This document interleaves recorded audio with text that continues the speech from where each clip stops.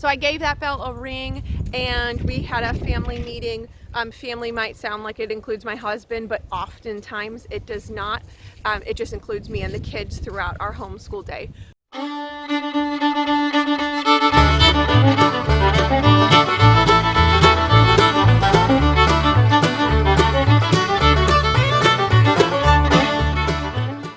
Hello, hi my friends, welcome back. It has been a hot minute, but I am so excited to bring to you some really useful tips for having some more smooth days in your mom life. So stay tuned.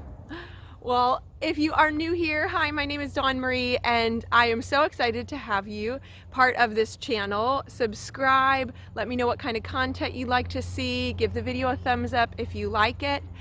If you have been around for a while, you know there has been a long pause in videos, and that is basically because the Lord said, hit the brakes, take a break. And I did, and then he said, alrighty, pick it back up, here we go. So I did. There's really not any more to it than that. He said stop and he said go. So I acknowledge him in all my ways, and he certainly makes my crazy paths very straight. His plan is so good. But anyways, okay, so what I wanted to talk to you about today, I don't know if you experienced this at all, but for me, my littlest kids did not know how to leave the house. It was so crazy, you guys. Like, it got to the point where one of them was like, Mommy, here's the stuff I need to bring. And she had filled, you know, those, the blankets that look like a shark or a mermaid or something, and they go up over the kids' bodies, right? Well, she, the one day, had that thing filled. And it was adorable because this particular child is my thoughtful kid who's a planner and who is prepared, much like her dad. It is so cute. And so she had brought something for each person. Maybe they needed this, maybe they needed this, but she wasn't bringing it back out of the car. So the car was just like, it was crazy. So finally I realized I have to put an end to this. This is not going to work out.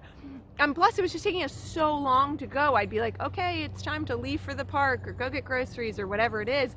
And it took us so long to get out of the house.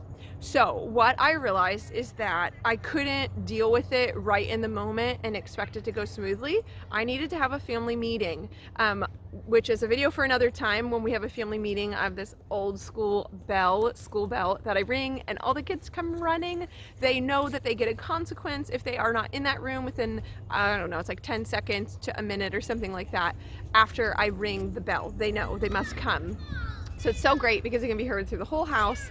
And I don't use that bell for anything else. I only use it for our family meetings or our morning meetings, whatever kind of meeting we're gonna have in the living room. So I took some notes about this problem of leaving the house, and I decided on whenever the next family meeting would be.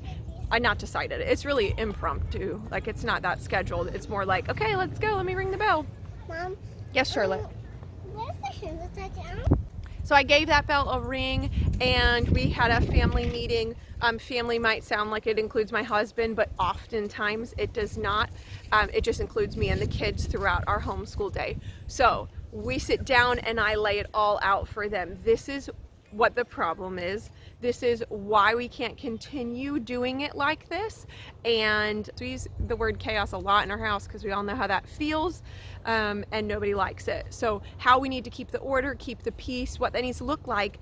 And then I'm not playing. I literally spent a good week every single day pretending to leave the house or running errands that weren't even necessary simply so that we could practice. So they knew what was expected of them. They knew that to leave the house they had to have shoes on and a water bottle. Now in the summer, I leave a pair of summer shoes that are play shoes in the car, and they don't come out because we are big barefoot people. And so that is a nice rhythm to have in the summertime. But now that it's winter or, you know, fall, getting to be colder, I have to have them have shoes. So your two things are your shoes and your water cup.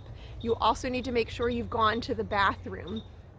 So we practiced that over and over and over again. And I can't tell you, it was so crazy in the beginning to practice it, which is why I had to literally decide this is the task that I'm going to do. I'm going to put in so much time and effort and energy into this one thing because it's going to make the rest of our days that much better once we have nailed down this skill of leaving the house with what we need. Now we're about to do it all over again. We've actually started the process of figuring out what's it going to look like to leave the house in the winter time. Do you need your hat? Is it cold enough for a coat? Is there a jacket in the car? All those things. So I kind of feel like we're doing it again, but it doesn't feel as labor intensive as it did last time because they already understand this concept. What was happening before is they would be like, Mommy, I need my doll, and they're looking for the doll and I have to change the outfit, and then it's this struggle for me mentally to be like, should I let them bring it? Should I not let them bring it? Oh, I don't know.